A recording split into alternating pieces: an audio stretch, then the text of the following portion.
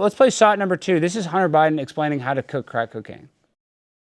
No. Do you know what I mean? Like, Well, because they think cocaine, Scarface, very cool. Yeah. Crack cocaine, they think The Wire. oh, in that sense, oh, absolutely. You know what I mean? Like, they don't know how yeah. similar the chemical compounds are. Well, the only difference between crack cocaine and cocaine is sodium bicarbonate and water and heat, literally. That's it? That's it.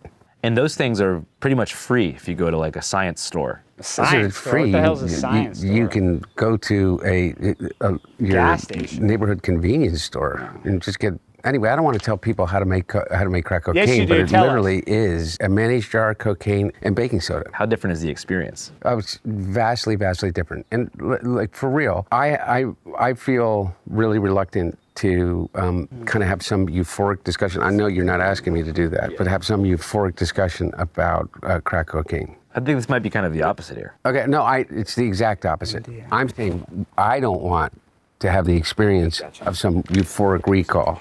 That's how powerful crack cocaine is. Does crack cocaine make you act any differently? No. Is it safer than alcohol? Probably. People think of crack as being dirty. It's the exact opposite. When you make crack, what you're doing is you're burning off all the impurities so that it combines with the sodium bicarbonate, which makes it smokable. That's all. You know, all of these actors and, you know, people in the past that talked about they had a problem with cocaine and freebasing. They were smoking crack. So straw on the stove is the same thing. Not exactly, but close to it.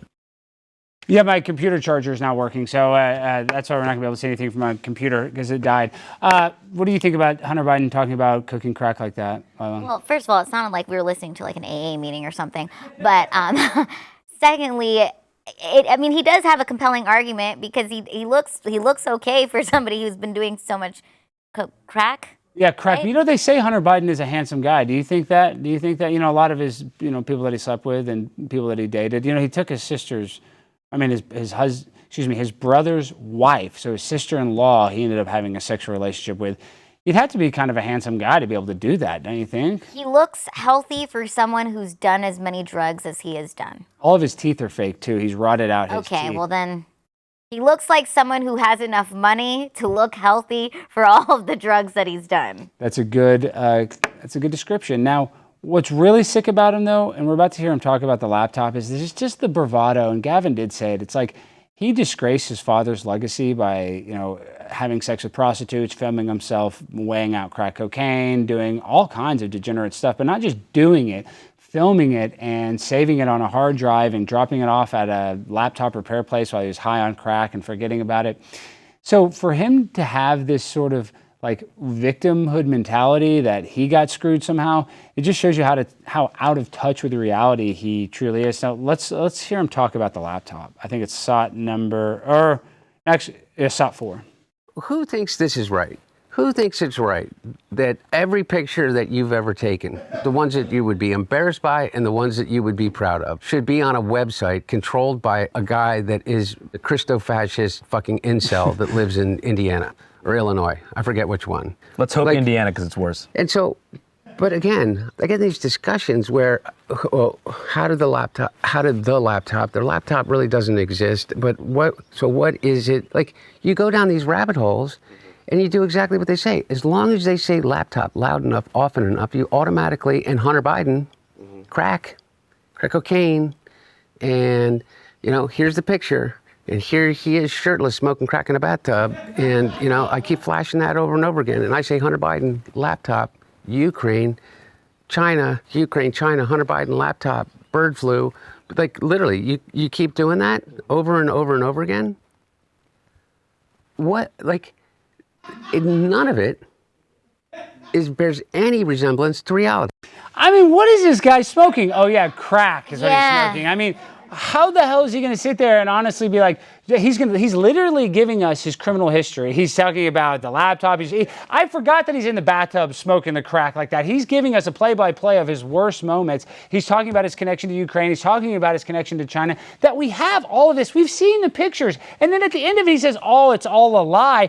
We've seen the picture, Hunter. How are we? He's referencing referencing the picture. You're referencing the picture. Then how is it a lie? I mean, if you were saying the picture's AI, then maybe I'd understand. But that's not what he's saying. You're literally connecting the dots yourself and then telling us not to believe it. So it just pisses me off when I just see this and hear this from a guy that, hey, he lost his mother at a young age. I'm sure he's battled depression. I'm sure his dad was busy being a politician and was probably not there for him a lot of the time. But I imagine that Joe Biden, for his, his bad things as a father, there was probably a lot of good things that he did as a father to probably, even things out. I would imagine, considering the connections that, were afforded to him because of his dad, I think that, if he was a little neglectful, that it was all worth it and that he probably was not abused. So let's play SOT number 3. This is Hunter Biden blaming the Dems for Joe Biden dropping out of the race and basically losing this previous election.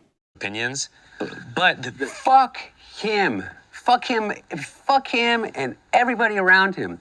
I don't have to be fucking nice. Number one, I agree with Quentin Tarantino. Fucking George Clooney is not a fucking actor. He is a fucking, I don't know what he is. He's a brand. And by the way, and God bless him. You know what? He supposedly treats his friends really well. You know what I mean? Buys them things. And he's got a really great place in Lake Como. And he's great friends with Barack Obama. Fuck you. What do you have to do with fucking anything? Why do I have to fucking listen to you? What right do you have to step on a man who's given 52 years of his fucking life to the service of this country and decide that you, George Clooney, are going to take out basically a full-page ad in the fucking New York Times to me and James Carville, who hasn't run a race in 40 fucking years, and David Axelrod, who had one success in his political life, and that was Barack Obama. And that was because of Barack Obama, not because of fucking David Axelrod. And David Plouffe, and all of these guys, and the Pod Save America guys, who were junior fucking speechwriters on Barack Obama's Senate staff, who have been dining out on the relationship with him